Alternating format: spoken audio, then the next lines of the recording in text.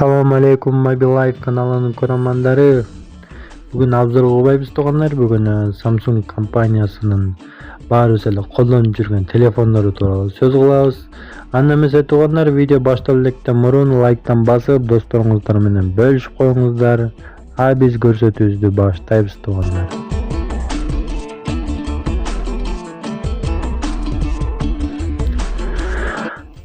Анда чуу дегенде эле туугандар, билесиздер, Samsung компаниясынын көптөгөн модельдери бар туугандар. Телефондун көптөгөн модельдери бар.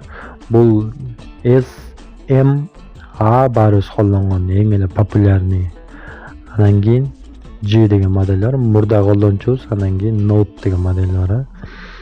Туугандар, биринчи эле S'тен баштасак, S бул флагманский версия. Бул албетте баардык кымбат шаймандар менен высший качествода жасалган телефондор. Бирок репликалар дагы өтө көп, копияларычы. Так, андан кийин баарыбыз колдонгон бул A версиясы туугандар.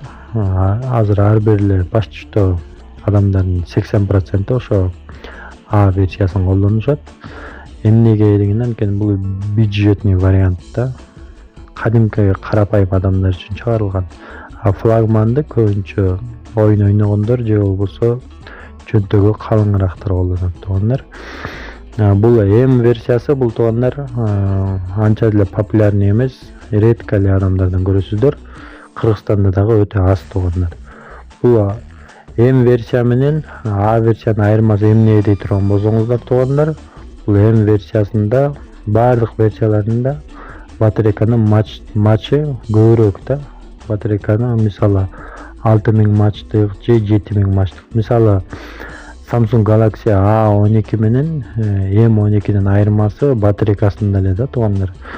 Батарейкасы M12ники 6000 мач болсо, A12ники 5000 мач. Бирок туугандар, A12ге окшотпоңуздар M версияны. Себеби M версия бул көп ичинде көп нерсе кыскартылган да. Кадимки Samsungга ичи окшош эле, бирок көп нерсесин баягы кыскартып койгон да. Ошондуктан баягы A версияда болуп, ичи анчалык безопасныйраак эмес да туугандар.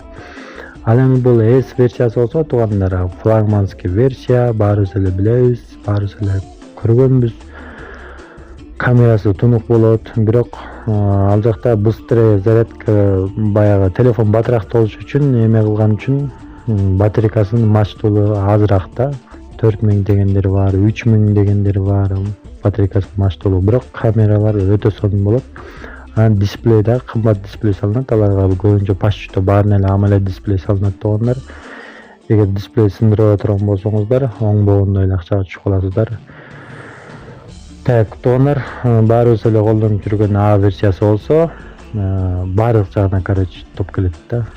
Флагманга жакыныраак дагы версиялары бар. Булар A72, A71, баарыбыз эле билебиз, A73.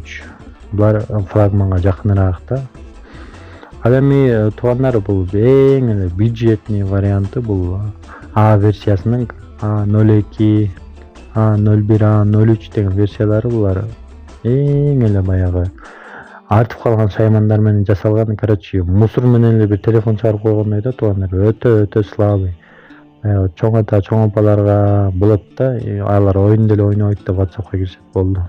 Ошондойго эле жарайт да. А так, эгер сиздер кадимки баягы орто поколениедеги адамдар ала турган болсо, бул албетте A50нин тегереги да, A51, A52, A53, A54 короче ушинтип кетерет.